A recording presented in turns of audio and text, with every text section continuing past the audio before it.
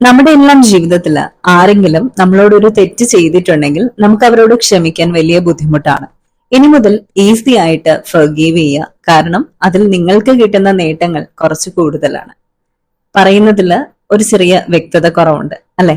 അതായത് നമ്മൾ മറ്റൊരാളോട് ക്ഷമിച്ചാൽ നമുക്ക് എങ്ങനെയാ നേട്ടങ്ങൾ അനുഭവിക്കാൻ സാധിക്കുക? അല്ലെങ്കിൽ തന്നെ ഈസി ആയിട്ട് ഫർഗീവ് ചെയ്യുക എന്ന് പറയുന്നത് നടപ്പുള്ള കാര്യമല്ലല്ലോ. വളരെ പ്രയാസകരമായിട്ടുള്ള ഒരു കാര്യം തന്നെയാണ്. പക്ഷെ അത് ചെയ്യാനായിട്ട് നമ്മൾ തയ്യാറാകണം. എന്റെ ലൈഫിൽ ഞാനും വളരെ കഷ്ടപ്പെട്ട് തന്നെയാണ് ഈസിലി ഫർഗീവ് ചെയ്യുക എന്ന സ്കില്ല് ഡെവലപ്പ് ചെയ്തെടുത്തത്. പക്ഷേ നമ്മൾ മനസ്സിലാക്കേണ്ടത് എന്താണ് മാനസിക ആരോഗ്യവുമായി ബന്ധപ്പെട്ട് ഫർഗീവ്നെസ്സിന് പറയാനുള്ളത് എന്നാണ്. നമ്മൾ ഒരുപാട് കാലം ഒരു വ്യക്തിയോടുള്ള നെഗറ്റീവ് ഇമോഷൻസ് സ്റ്റോർ ചെയ്ത് കഴിഞ്ഞാൽ ആങ്കർ ഇഷ്യൂസ് വരാം, ആങ്സൈറ്റി വരാം, ഡിപ്രഷൻ വരാം അല്ലെ? അതുപോലെ ശാരീരിക ആരോഗ്യത്തിൽ ഹൈ BP ആയിരിക്കും, ഭയങ്കരമായിട്ടുള്ള കൊളസ്ട്രോൾ ഇഷ്യൂസ് ഉണ്ടാകും, ഹാർട്ട് ഡിസീസ് ഉണ്ടാകും. അങ്ങനെയൊക്കെയുള്ള ഒരുപാട് ബുദ്ധിമുട്ടുകൾ ശാരീരിക ആരോഗ്യത്തിലും സ്ട്രെസ് കാരണം ഉണ്ടാകാറുണ്ട്. നമ്മൾ ഈ വരുന്ന നെഗറ്റീവ് എനർജി ഇങ്ങനെ തന്നെ സ്റ്റോർ ചെയ്ത് കീപ്പ് ചെയ്ത് മുന്നോട്ട് പോയാൽ നമ്മുടെ ഗ്രോത്തും നമ്മുടെ പോസിറ്റീവ് ആയിട്ടുള്ള ഒരു എനർജി, പോസിറ്റീവ് വൈബ് ഇതൊന്നും നമുക്ക് മെയിൻറ്റെയിൻ ചെയ്യാൻ പറ്റില്ല. നമുക്ക് ലൈഫ് എൻജോയ് ചെയ്യാനും പറ്റില്ല. അപ്പൊ അതായത് നമ്മളോട് തെറ്റ് ചെയ്ത് നമ്മളെ ദ്രോഹിച്ച ആ വ്യക്തി അത് ചെയ്തു, ആ മൊമെന്റിൽ അങ്ങ് പോയി.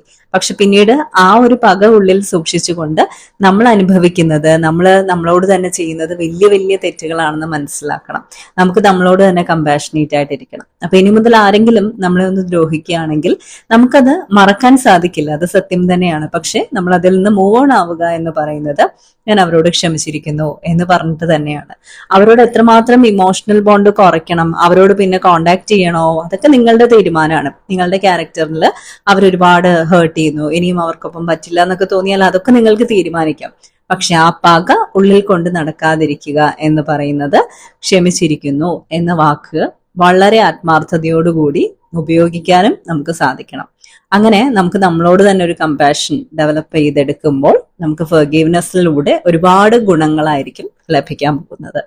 ഫർഗെറ്റ് ചെയ്യാനല്ല, ഫർഗീവ് ചെയ്യാനാണ് പറയുന്നത്. പാഠങ്ങൾ പഠിക്കാൻ വേണ്ടി മാത്രമാണ് ജീവിതത്തിൽ ഓരോരോ അനുഭവങ്ങൾ ഉണ്ടാകുന്നത്. ആ പാഠങ്ങളൊക്കെയും നിങ്ങളെ സ്ട്രോങ് ആക്കുകയുള്ളൂ. അപ്പൊ ഫർഗീവ് ചെയ്യാനുള്ള ഒരു സ്കില്ല് ഡെവലപ്പ് ചെയ്തെടുക്കുക. കാരണം നിങ്ങൾക്ക് മികച്ച മാനസിക ആരോഗ്യവും ശാരീരിക ആരോഗ്യവും ഒക്കെ ലഭിക്കണം.